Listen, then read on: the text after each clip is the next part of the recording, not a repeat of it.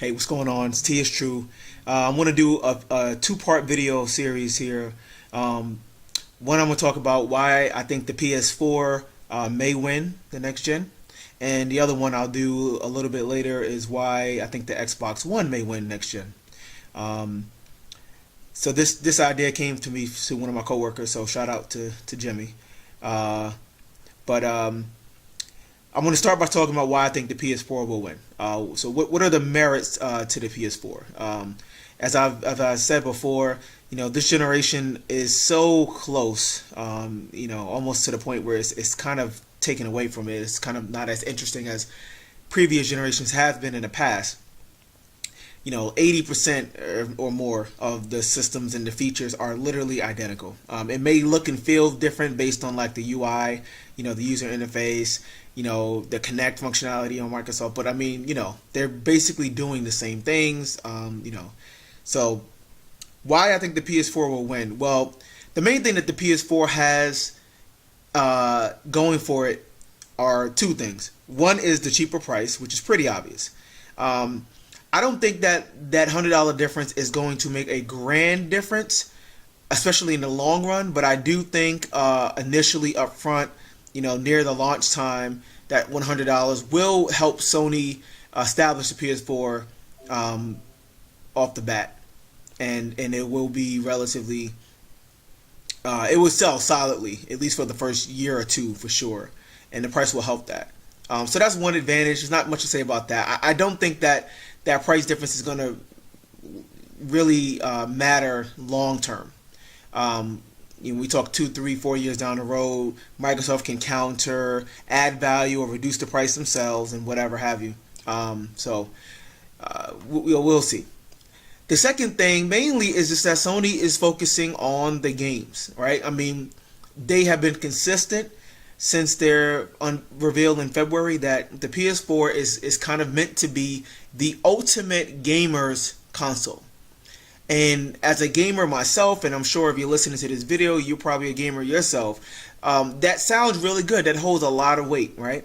A lot of people are kind of saying that the PS4, Sony's kind of making the PS4 to be the new age version of the PS2.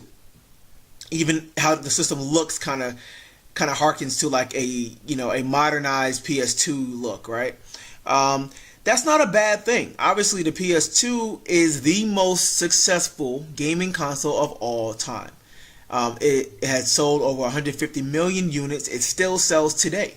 That's great. If Sony can somehow harken back to that time. And the PS2 was really about the content. PS2 was the main place for developers to put their content. So we just saw so much great content, Japanese game content, US, North American game content, European game content. We saw the franchises like, Capcom with the, Onimusha, Metal Gear Solid 2, which is a huge deal, 2 and 3 from Konami, Final Fantasy, 10 and 11.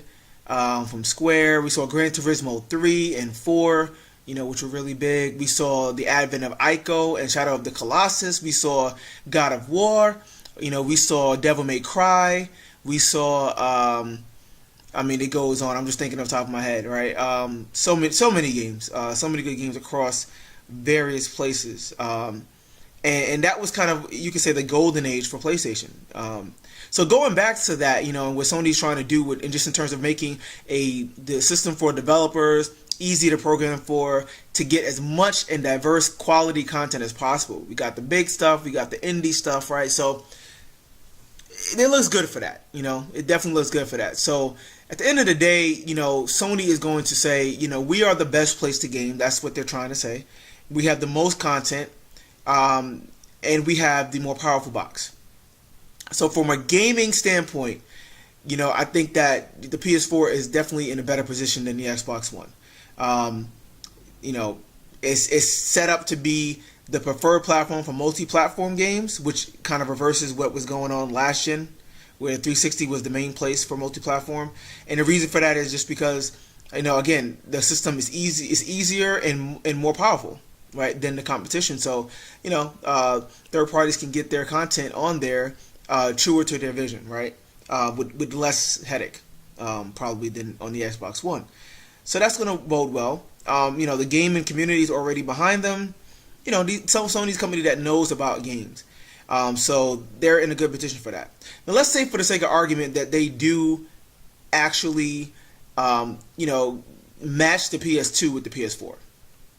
Then that says that they might be able to get, 150 million or so sales. Even for the sake of argument, let's add another 50 in the life cycle of the PS4. Let's add 50 more million. Let's just say 200 million. Because the PS4, unlike the PS2, is still offering a lot of other stuff, a lot of services, social gaming on the internet, right? Netflix, media, movies, music, the whole nine, Blu-ray. So that's obviously stuff that the PS2 could not offer. So let's just say, it may get to 200 million. Okay.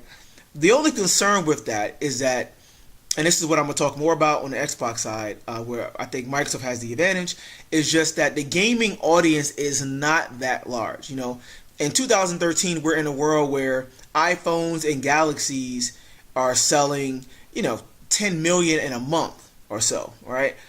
So the idea that, the best-selling gaming system of all time sold 150 million units in a time period of about, 13 years? That's not a whole lot when you think about it, right? I mean, it really isn't. That's on average about, somewhere along between 10 and 15 million a year.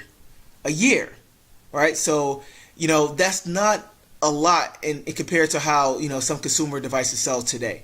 Both Sony and Microsoft know this, and Microsoft is just more keen, I think, on sacrificing the gaming audience and the gaming, aspects of what Xbox is about in order to reach the general audience, right? All right. I mean, there's 8 billion people out there, all right, and how many people, are using consumer electronics? How many people are gaming at all on their smartphone, tablets, laptops? All right, that number is probably closer to 1 billion, all right. In the U.S. alone, that number is probably over 100 million. So Microsoft wants to get as many of those people as possible, which makes sense. I mean, that's the more people you get, the more money you're going to get, right? And I think that Sony is in a way risking limiting themselves, because by focusing so hard on the gaming audience, they may not be able to grow much beyond that. Again, that gaming audience represents, at best case, like I said, that 150 million, and then that initial hardcore is maybe about the first 10 to 15 million. So after that, you got to kind of expand out. And, it remains to be seen. I mean, obviously they have a vision. They got stuff we heard about their VR tech. We've heard supposedly that the PlayStation camera can allow for system level features like voice recognition, facial recognition, stuff like that, similar to what Kinect is doing. I think that stuff is going to be important to the general person, the general audience, the general consumer.